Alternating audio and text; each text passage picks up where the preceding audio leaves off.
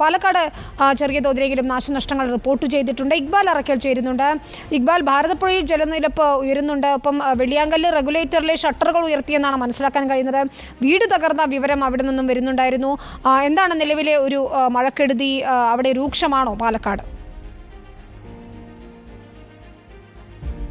വിനീത, പാലക്കാട് ജില്ലയിൽ ഉടനീളം മഴ ലഭിക്കുന്നുണ്ടെങ്കിലും ജില്ലയുടെ മലയോര മേഖലയിലും അതുപോലെ തന്നെ തൃത്താല, പട്ടാമ്പി, ഷൊർണൂർ മേഖലയിലുമാണ് ശക്തമായ ഒരു മഴ അനുഭവപ്പെടുന്നത്. പല ഭാഗങ്ങളിലും ഈ മരം കടപുഴകി വീണ് അപകടങ്ങൾ സംഭവിക്കുന്ന ഒരു സാഹചര്യം ഉണ്ടായിരുന്നു. തൃത്താല മേഖലയിലും അതുപോലെ തന്നെ ചാലിശ്ശേരി മേഖലയിലുമാണ് ഈ മരങ്ങൾ കൂടുതലായി കടപുഴകി വീണത്.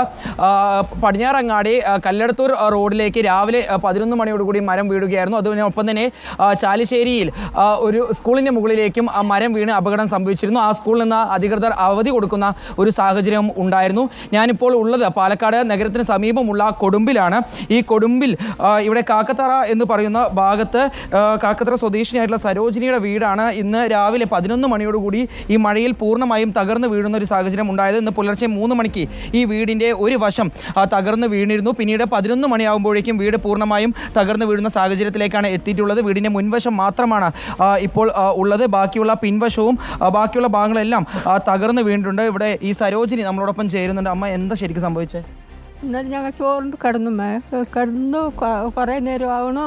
വരുന്നതിന് ഒരു മൂലയ്ക്ക് അടച്ചതൊക്കെ വീഴുന്നു. അപ്പം വേഗം മകയാ ഞാൻ ഇത്തിരി കണ്ണ് ചിമ്പി. അപ്പം അമ്മ അതാ ചുമര് വീഴുന്നു പറഞ്ഞു. പിന്നെ ഞങ്ങൾ എണിച്ച് ഓടിക്കൊണ്ട് വെളിയിൽ വന്നു. പിന്നെ അവൻ ഉറങ്ങിയിട്ടില്ല. ഞങ്ങൾ മിണ്ടാണ്ട് ഇവിടെ വെളിയിൽ വന്നു നിന്നു. പിന്നെ ഇപ്പോൾ അകന്ന അയഭാഗം ഒക്കെ എല്ലാവരുടെയും അകന്ന് വേറുപെടാരായി.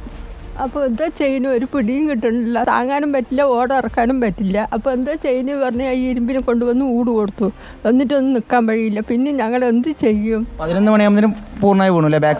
ഇന്ന് രാവിലെ എണിച്ചിട്ട് എണിക്കുമ്പോഴേ അങ്ങനെയുണ്ട്. അങ്ങനെ വീണ്ട് അലക്കം പൊളിയായി. പിന്നീട് ഞങ്ങൾ എന്താ ചെയ്യുന്നത്? താങ്ങാനും പറ്റില്ല, ഇറക്കാനും പറ്റില്ല, ആരും വിളിക്കാനും പറ്റില്ല. പിന്നെ പഞ്ചായത്തിൽ പോയി പറഞ്ഞിട്ട് കുട്ടി ഇവിടെ എത്താൻ അറിയില്ല. അപ്പോഴേക്കും എല്ലാവരുടെയും കൂടി പൊടുപൊടേ എല്ലാവരുടെയും വീണു. ഞാൻ അവിടെ തന്നെ. ഇതാണ് 11 മണിയാകുമ്പോഴേക്കും കാക്കത്തറ സ്വദേശിനിയായ സരോജിനിയുടെ വീട് തകർന്ന് വീഴുകയായിരുന്നു. പാലക്കാട് ജില്ലയിൽ ഇത്തരത്തിൽ പല ഭാഗത്തും ഈ നാശനഷ്ടങ്ങൾ ഉണ്ടായിട്ടുണ്ട്. പ്രധാനമായും എടുത്തു പറയേണ്ട മറ്റൊരു കാര്യം എന്ന് പറയുന്നത് ഭാരതപ്പുഴയിൽ ഈ കനത്ത മഴയെ തുടർന്ന് ജലനിരപ്പ് ഉയർന്നിരിക്കുന്നു എന്നൊരു വിവരമാണ്.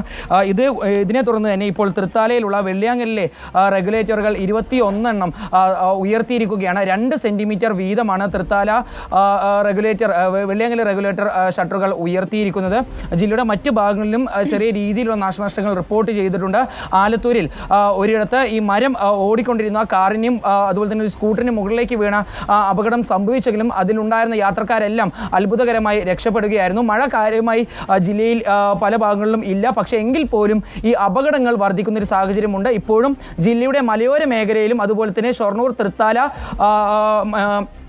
പട്ടാമ്പി മേഖലയിലുമാണ് കാര്യമായിട്ടുള്ളൊരു മഴ ലഭിച്ചുകൊണ്ടിരിക്കുന്നത്. വിനീത, ഇക്ബാൽ അറക്കലാണ് പാലക്കാട്ടെ വിവരങ്ങൾ നൽകിയത്. മോൻസി എബ്രഹാം എന്നൊരു പ്രേക്ഷകൻ കമന്റ് ചെയ്യുന്നു, എറണാകുളം ജില്ലയിൽ പെരുമ്പാവൂരിൽ കനത്ത മഴ ഉണ്ട് എന്നുള്ളത്. അങ്ങനെ വിവിധ ജില്ലകളിൽ മഴ കനക്കുകയാണ്. നിങ്ങൾ പ്രേക്ഷകർ ഉള്ളയിടത്ത് മഴ എങ്ങനെയുണ്ട്, മഴക്കെടുതി രൂക്ഷമാണോ എന്നൊക്കെയുള്ളത് കമന്റ് ചെയ്യും. നമുക്ക് അധികാരികളുടെ ശ്രദ്ധ വേണ്ട ഇടങ്ങളുണ്ടെങ്കിൽ അവർക്ക് ഈ വിവരം എത്തിക്കുന്നതിന് സഹായിക്കുകയും ചെയ്യും. ശ്രീനാഥ് ചോദിക്കുന്നു, ഇടുക്കിയിൽ മഴ എങ്ങനെയുണ്ട്? തീർച്ചയായും ഞങ്ങളുടെ പ്രതിനിധി സന്ദീപ് രാജാക്കാട് വിവരം അല്പസമയത്തിനകം നൽകും. കോട്ടയത്തേക്ക് നമ്മൾ ഇനി പോവുകയാണ്. സുനിഷ അയ്യല്ലൂർ ചേരുന്നു. സുനിഷ, കോട്ടയത്തെ പാലാ മേഖലയിലാണെന്ന് തോന്നുന്നു അല്ലേ മഴ കൂടുതൽ ശക്തമാവുകയും അതുമൂലം മഴക്കെടുതികൾ ഉണ്ടായിരിക്കുകയും ചെയ്യുന്നത്? കോട്ടയത്തിൽ പൊതുവെ ജില്ലയിൽ ഒട്ടാകെ മഴയുടെ ഒരു സാഹചര്യം എങ്ങനെയാണ്?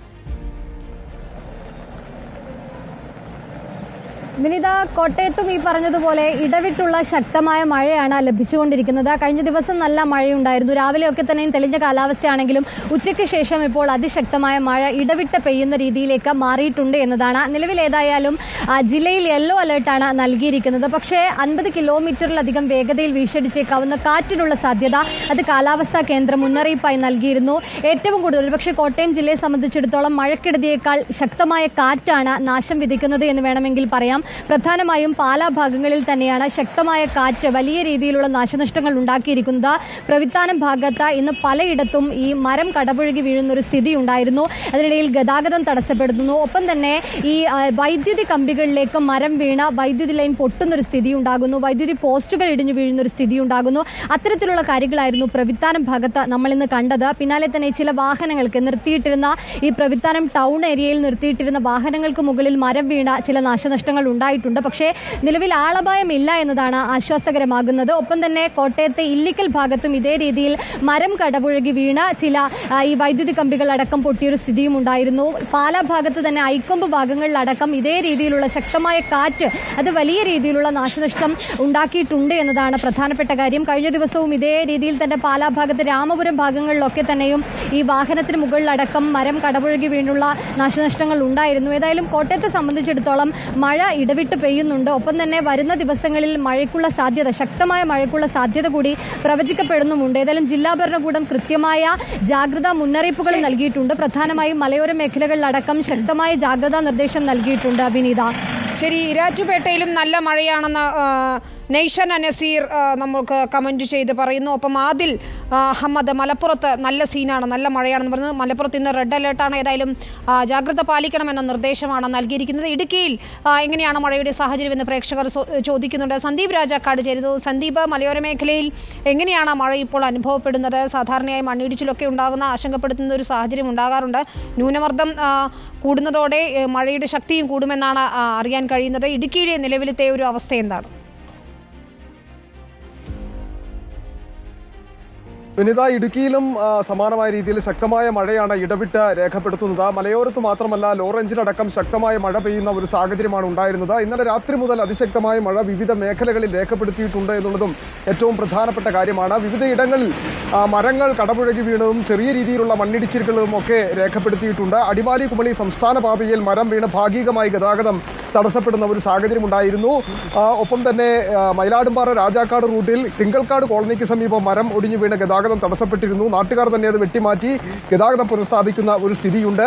മറ്റ് മേഖലകളിലെല്ലാം തന്നെ അതിശക്തമായ മഴ ഇടവിട്ട് രേഖപ്പെടുത്തുന്നു എന്നുള്ളതാണ്. എന്നാൽ മറ്റ് നാശനഷ്ടങ്ങളൊന്നും അധികമായി തന്നെ ഇതുവരെ റിപ്പോർട്ട് ചെയ്യപ്പെട്ടിട്ടില്ല. എങ്കിലും മഴ മുന്നറിയിപ്പ് നിലനിൽക്കുന്നത് കൊണ്ട് തന്നെ വലിയ രീതിയിലുള്ള മുന്നറിയിപ്പുകളും മുന്നൊരുക്കങ്ങളും ജില്ലാ ഭരണകൂടത്തിന്റെ ഭാഗത്ത് നിന്ന് ഉണ്ടായിട്ടുണ്ട് എന്നാണ് നമുക്ക് മനസ്സിലാക്കാൻ കഴിയുന്നത്. മണ്ണിടിച്ചിൽ, ഉരുൾപൊട്ടൽ സാധ്യതയുള്ള പ്രദേശങ്ങളൊക്കെ കേന്ദ്രീകരിച്ച് ശക്തമായ നടപടി സ്വീകരിക്കണമെന്ന ആവശ്യവും നിർദ്ദേശവും ജില്ലാ ഭരണകൂടം നൽകിയിട്ടുണ്ട് എന്നുള്ളത് ഏറ്റവും പ്രധാനപ്പെട്ട കാര്യമാണ്.